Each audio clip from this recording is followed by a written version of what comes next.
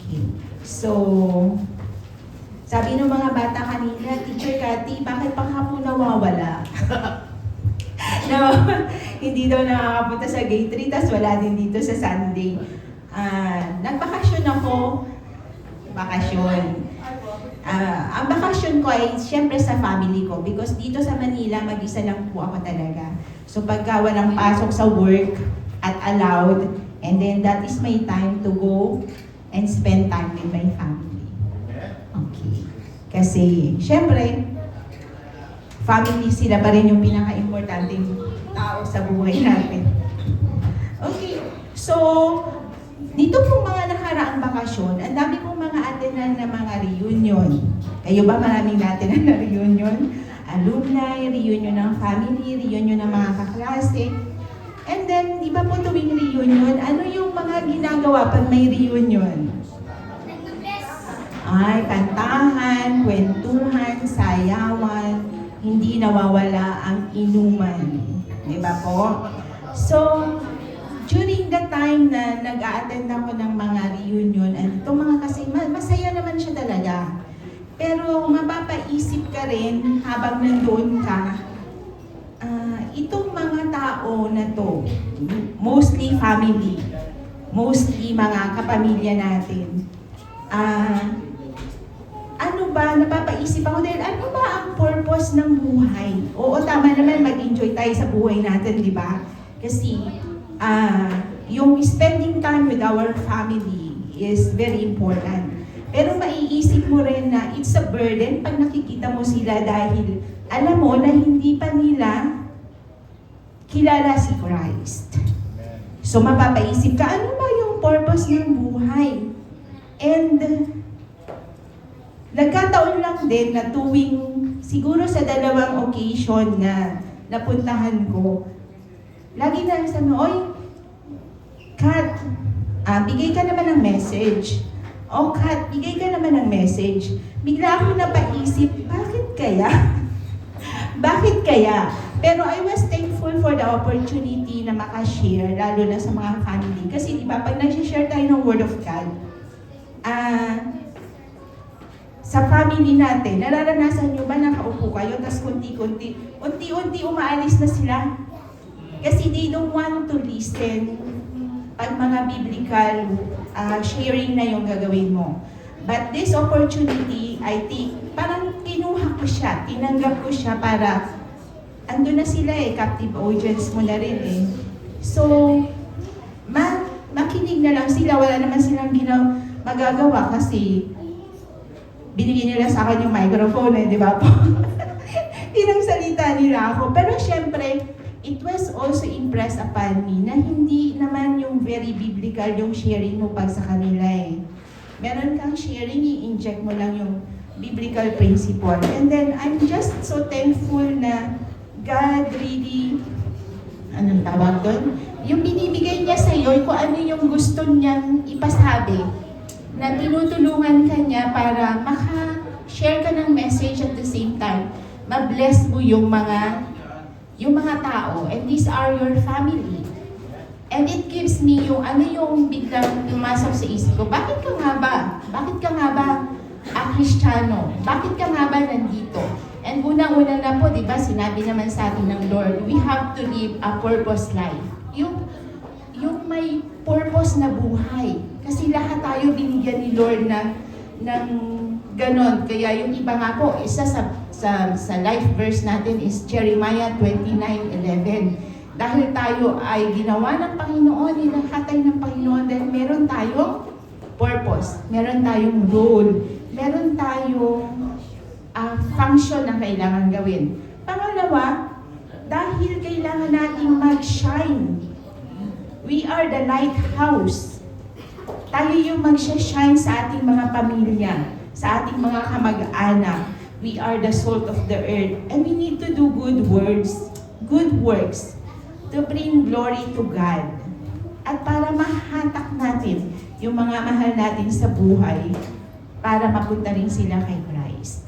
And another thing siguro po, and yun yung topic ko ngayon about, yung isi-share ko sa inyo is, about serving God. Through Serving God by serving other people. And bakit nga ba kailangan natin mag-serve? Di ba dito sa church, nagsiserve si Sister Monet, praise and worship, si Hannah, si Daniel, siya yung sa projector, yung presentation, si pastor sa preaching. So lahat-lahat po dito may mga role na ginagampanan. Pero bakit kailangan natin mag-serve sa Diyos? Bakit kailangan natin mag-serve? Lahat po tayo ay tinawag. Alam niyo po kung bakit? May 3 puntos ako na i-share sa inyo. Una, we need to serve because we are saved. Tayo po ba ay saved na? Tayo po ba ay tinawag na ng Panginoon? Alam na po ba natin kung para saan tayo? Ano ba yung purpose natin sa buhay natin? So yun po yung una, we are called, or we need to embrace that we are saved to serve. Hindi tayo nilikha ng Diyos dahil, or hindi tayo pinagpapala ng Panginoon dahil sa ating mga gawa. Pinagpapala tayo at tinawag tayo ng Panginoon para tayo ay mag-serve sa Kanya. Yun po yung correct na mindset pag ikaw ay magsiserve sa Panginoon. Dahil sabi po sa Ephesians chapter 2 verses 8 to 10. For it is by grace you have been saved through faith, and this is not from yourselves, it is the gift of God, not by works, so that no one can boast, for we are God's handiwork, created in Christ Jesus to do good works which God prepared in advance for us to do. So tayo po ay tinilikha ng Panginoon. Tayo ay tinawag niya, iniligtas niya. Ito ay kaloob sa atin ng Diyos na hindi natin siya pwedeng ipagmalaki kahit kanino man or sino man. Dahil tayo ngayon ay gawa ng Diyos at sa pagkikipag-isa natin kay Kristo, nilikha niya tayo para gumawa ng mabubuting gawa niya na inihanda niya para sa atin. Yun po yung sinasabi ng Ephesians chapter 2 verse 8 to 10. So, tinawag tayo para gumawa ng holy work ni God dito sa mundo. At lagi po nating tandaan, bata ka man, kahit anong edad natin, meron kang purpose at role at function sa kingdom ni God. Bilang nanay, bilang kapatid, bilang estudyante, bilang ate, bilang kuya. Lahat tayo ay may role na tanggap, na ginampanan dahil yun naman ay biblical. Meron tayong mga function na dapat nating sundin. Pag naisip na po natin at naisang puso natin na we are saved to serve, ano naman po ang kasunod nun? Kailangan nating yakapin or isabuhay na we are to serve people with a servant-like attitude. Ano po ba yung servant-like attitude? Kasi sa mundo natin, di ba, parang salina-sali tayo. Kung sino yung sikat, kung sino yung matalino, kung sino yung mayaman, kung sino, yun lagi yung nabibigyan ng importansya, ng parts, o siya yung binibigyan lagi ng priority. O kunyari na lang po sa graduation namin, sa procession, di ba? May magrereklamo pa nga eh. Bakit nauna siya sa akin? Gusto mo ba? Di ba po yung procession, sino mauunang papasok, sunod. May magrereklamo ba yan? Bakit? Mas mataas ba yung position niya sa akin? Bakit siya yung nauna? Dapat ako yung huli. Sa akin yung spotlight. Kasi ako yung pinakamataas. Minsan kahit sa picture taking, sa graduation, yung mga picture taking lang, very hierarchical or position yung mga, kahit sa school. O sino yung dapat nasa gitna? Sino dapat yung katabi niya? Sino dapat yung nasa dulo na? So, meron po talaga siyang hierarchy. So, pero, binigyan tayo ng isang modelo ni Jesus Christ kung paano tayo mag-serve. And that is to have a servant-like attitude. Humble yourself. Hindi tayo dapat maging proud kung ano tayo. Hindi tayo maging proud na, kaya ko yan, alam ko yan, matalino ako. Kailangan natin na mag-serve sa Kanya na tinatanggap natin at iniisip natin na I cannot do this without God in me. Dahil pag yun lang pag ikaw lang, yung lahat ng knowledge mo lang yung iisipin mo at bibigyan mo ng, kaya ko to, matalino naman ako inaral ko na to. Hindi rin siya magiging effective. Ang effective or epektibo na paglilingkod ay yung tinatanggap mo at alam mo, surrender ka, na ito ay para lang kay God. Ginagawa ko to dahil binigyan ako, o si God lang yung nag-equip sa akin. Kung ano yung sasabihin ko, kung paano ko ito sasabihin, at paano ko ito gagawin. And then, meron din po naman di ba, sa mundo din natin, sanay na sanay tayo yung gusto lagi may achievement. Meron nga pong nagtanong sa akin, sabi niya, Ma'am, bakit po ganon? Lagi na lang ang may award, yung first honor, second honor, high honor, highest honor. Pwede po bang bigyan ng award yung mga nag-i-excel spiritually? Maganda naman pong point din po, di ba? Kailangan din natin silang i-acknowledge. Pero syempre, mahirap din i-quantify pagka yung spiritual life yung pagbabasihan natin.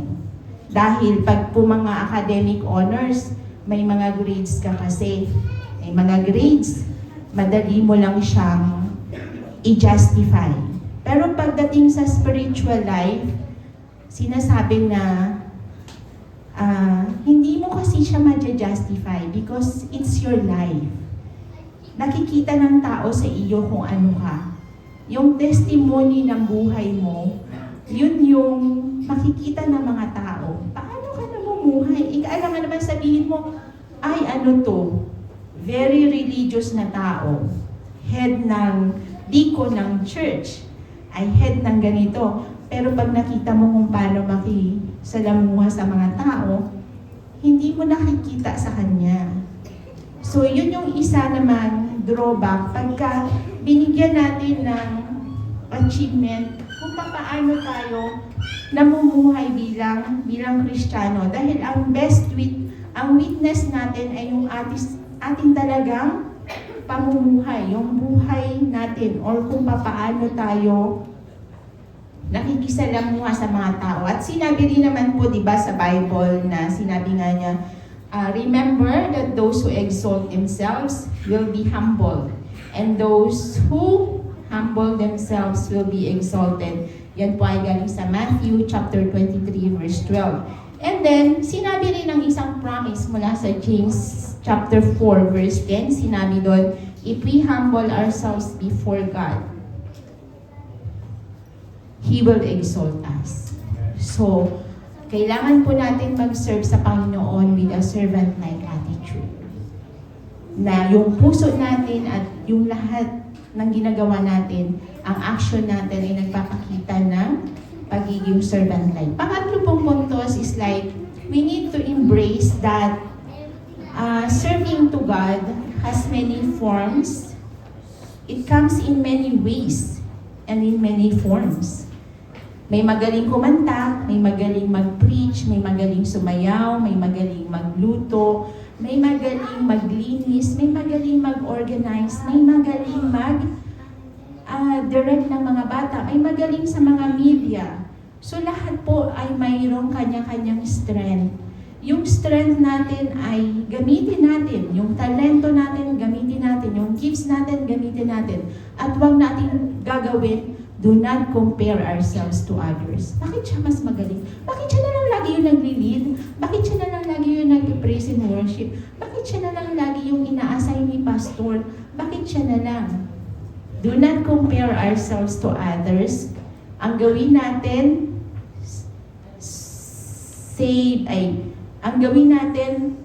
magtanim tayo kung ano yung binigay sa atin ng Panginoon. Yung ating mga talents, yung ating mga gifts, yun yung ating gamitin. And then, isa pa po dito, kailangan natin na huwag ikumpara ang ating sarili sa iba. Dahil save people, serve people, so that all may know. Sabi po sa John 13 verse 35, pag tayo daw ay nag-serve sa mga tao or kay God through sa mga tao na ang iniisip natin or servant tayo at hindi tayo nagkukumpara, we will help other people to know that by this, kasi sabi po sa John 13 verse 35, by this everyone will know that you are my disciples if you love one another. Kasi rin naman po, serving others, hindi siya madaling gawin. Tama po ba? Hindi siya madaling gawin. Saving others or serving others involves more than simply our actions, our attitude, kung paano tayo nakikisalamuha sa kanila, at ano yung purpose natin, ano yung motivation natin, bakit tayo nagsiserve. Nagsiserve ka ba talaga para kay God o nagsiserve ka to glorify yourself? Or naghihintay ka ng kapalit? Dahil yung purpose at motive natin, yun pa rin yung pinaka-bottom line. Kasi doon makikita, it will reflect yung Christ-likeness sa atin. And doon din mag-reflect how God loves us and how we share to others the love that God has blessed us with. So sana po sa ating paglilingkod sa Panginoon, at i-embrace natin yung 3 puntos na yon, that we are serving God because we are saved. And that we need to serve dahil nagsiserve tayo in a servant-like attitude and we are doing it to give glory to God. And para naman po doon sa mga hindi pa nagsiserve, I encourage you po. God needs worker. Marami pang pwedeng gawin. Dito nga po sa atin, ang dami pang pwedeng gawin, di ba? Marami pang kailangan gawin. Marami pang function na walang gumagawa. Marami pang paulit-ulit na lang. So, etong mga kabataan, yung mga youth, mga nanay, mga bata,